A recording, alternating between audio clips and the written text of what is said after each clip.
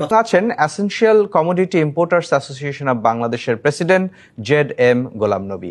আপনাদের দুজনকেই স্বাগত জানাচ্ছি আজকের তালিখাতায়। জনাব গোলাম নবী, আমাকে শুনতে পাচ্ছেন নিশ্চয়ই? আপনাকে দিয়ে শুরু করতে চাই। এই যে আমরা দেখলাম যে ঋণ খেলাপিদেরকে সুবিধা দেওয়ার জন্য কেন্দ্রীয় ব্যাংক বিশেষ উদ্যোগ নিল, সেক্ষেত্রে আসলে যারা ছোট ছোট ঋণ খেলাপি যারা ছিলেন, আপনাদের অ্যাসোসিয়েশনের পক্ষ থেকেও কদিন আগে আমরা বিবৃতি দেখেছি, একটু শুনতে চাই কি সহায়তা আপনারা পেলেন সরকারের কাছ থেকে। জি, ধন্যবাদ ডিবিসি নিউজকে এবং শ্রোতা দর্শকদেরকে। সবাইকে আমি আমার সালাম জানাচ্ছি, আসসালামু আলাইকুম। বিষয়টি হলো, আমরা রাজনৈতিক পট পরিবর্তনের পরে আমরা সরকারের সাথে ব্যবসায়ী নেতৃবৃন্দ দফায় দফায় আলোচনা হয়। আলোচনার প্রেক্ষাপটে আমরা যারা ক্ষতিগ্রস্ত হয়েছিলাম, যে সকল প্রতিষ্ঠান আর্থিকভাবে দৈন্য দিনদশার মধ্যে তারা দিনপাত করছিল, সরকার তাদের কথা শুনেছিল। সেই সাথে অর্থ মন্ত্রণালয়, বাংলাদেশ ব্যাংকের গভর্নর আমাদেরকে একটি আশ্বস্ত করেছিলেন যে এই সকল প্রতিষ্ঠান, যারা ক্ষতিগ্রস্ত প্রতিষ্ঠান এবং যারা অর্থনৈতিক কর্মকাণ্ডের ফলে রাজনৈতিক বিবেচনায় যে সকল প্রতিষ্ঠান বসে গিয়েছে, তাদেরকে দ্বারা উঠে দাঁড়াতে পারে এবং জাতীয় অর্থনীতিতে আবার অবদান রাখতে পারে। সেই জন্য আমরা একটা নীতি ঘোষণা করব, যেটার নাম আমরা পরবর্তী জানতে পারলাম নীতি সহায়তায়। এই নীতি সহায়তার আওতা আমরা আবেদন করলাম। আবেদন করা হলো প্রায় 1200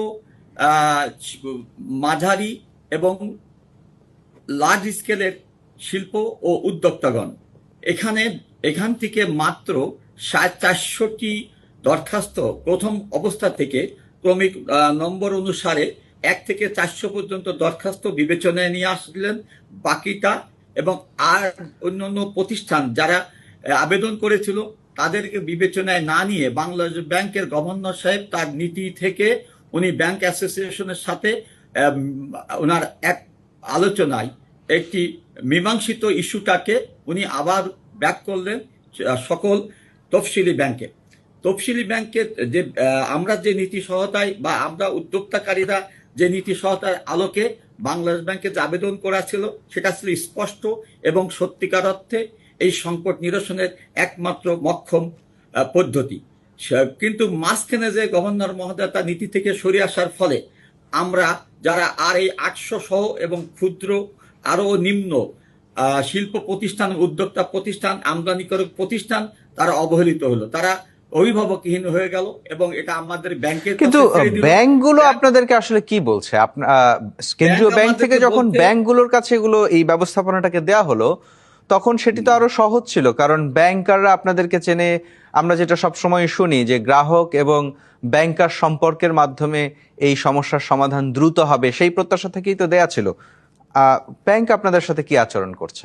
ব্যাংক এখানে এটা 7 সার্কুলার, এই সার্কুলারের নাম 7।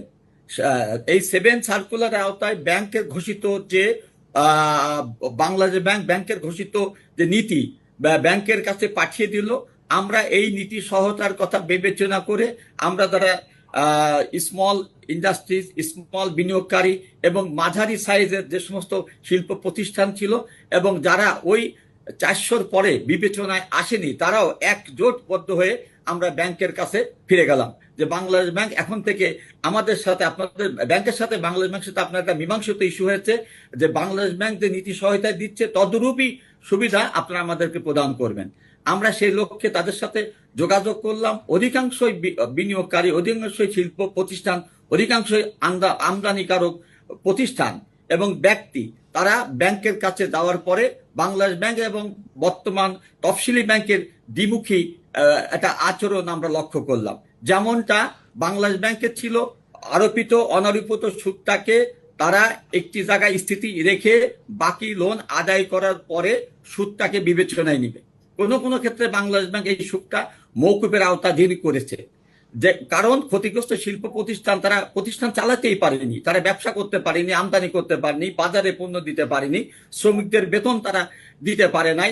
তাদেরকে কিভাবে অ্যাকচুয়াল মাজা খাড়া করে দাঁড়ানো যায়, সেই বিষয়টি বাংলাদেশ ব্যাংক সত্যিকার অর্থেই বিবেচনায় নিয়েছিল। কিন্তু তফসিলি ব্যাংকগুলো তারা বিবেচনায় নিচ্ছে, তারা মুখ দেখে, তারা রাজনৈতিক চেহারা দেখে, তারা এটাকে ন্যায় ন্যায্যভাবে তারা কোনো বিবেচনায় আসছে বলে ব্যবসায়িক উদ্যোক্তারা এবং ক্ষুদ্র ঋণ গ্রহীতারা, মাঝারি এন্টারপ্রেনার অর্থাৎ শিল্প উদ্যোক্তারা কেউই তারা ভেবে নিতে পারছে না।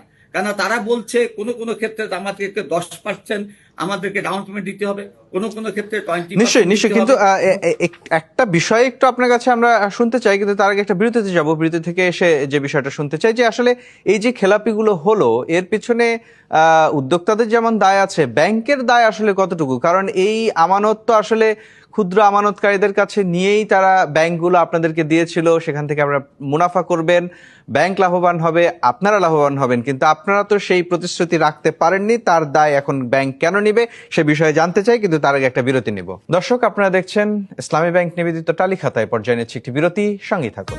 আবারও স্বাগত জানাচ্ছি ব্যবসা বাণিজ্যের বিশ্লেষণ নিয়ে ডিবিসি নিউজের নিয়মিত আয়োজন ইসলামী ব্যাংক টালিখাতায়।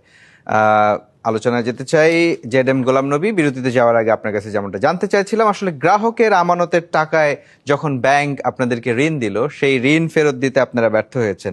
এখন ব্যাংক কেন আপনাদেরকে আসলে এই নীতি সহায়তা দেবে? Thank you. বিষয়টি হলো ঋণ প্রদানের কয়েকটি ধাপ থাকে।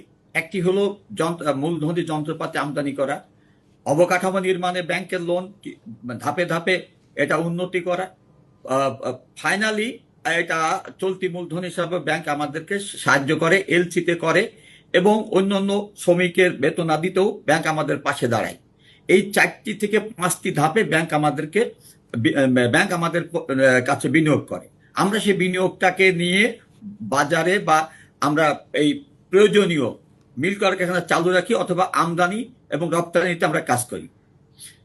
এখানে মজার বিষয়টি হলো যে বিগত সরকারের প্রথমের দিকে ব্যাংকগুলো যেভাবে চলছিল, হঠাৎ মাঝপথে এসে অতি রাজনৈতিকরণের ফলে বড় বড় লুটেরা যখন ব্যাংক থেকে সমস্ত টাকা তারা টান দেওয়ার ইচ্ছা পোষণ করলো, এবং রাজনৈতিক সহযোগিতায় তারা যখন নিজেদের ব্যাংকগুলোকে কক্ষিগত করে ফেলে দিল, তখন আমাদের মতো মানে ক্ষুদ্র এবং মাঝারি শিল্পে যারা আমরা ছিলাম বা আমদানিকারক ছিলাম, আমাদের সাথে ব্যাংকের একটি আচরণটা সেই তাদের দেওয়ার তথ্য অনুযায়ী হয় নাই, চাহিদা মতো আপনারা তখন সহায়তাটা পাননি।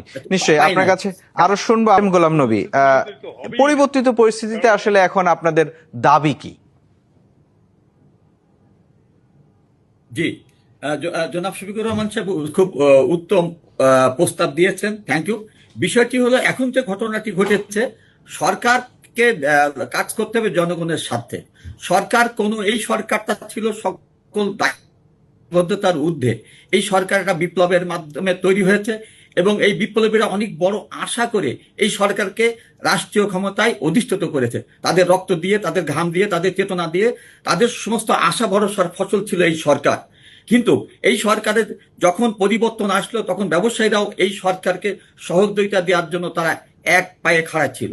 এখানে সরকার দায়িত্বভার গ্রহণ করার পরে সেসব দিয়ে এসে সরকার এখন চোখ দেখে, মুখ দেখে, রাজনৈতিক পরিচয় দেখে, মাচুল দেখে সরকার তার কার্যক্রম, বিশেষ করে বাংলাদেশ ব্যাংক তার কার্যক্রম পরিচালিত করতেছে। এটাই হলো সবচেয়ে বড় দুঃখজনক, যে কারণে আমাদের উপর একটা মহা বিপদ চেপে গিয়েছে। আমরা যারা আমাদের চোখের পরিচয়, রাজনৈতিক বিবেচনা, আমাদের মাচুল, আমাদের এই সমস্ত কোনো পরিচয় নেই। আমাদের পরিচয় আমরা ব্যবসায়ী, আমরা এই দেশের অর্থনীতি অবদান রাখতে চাই, আমাদের শ্রমিক বান্ধব শিল্প কলকারখানা আমাদের সাধ্যের মধ্যে করতে চাই, আমরা শ্রমিক শূন্যতাকে কাটিয়ে আমরা শ্রমিকদেরকে যে আমাদের শূন্যতা তৈরি হয়েছিল বিগত সরকারে, তাদেরকে পুনর্বাসন করতে চাই, এবং এই অর্থনীতি থেকে আমরা ভালো রকমের একটা শরিক হতে চাই।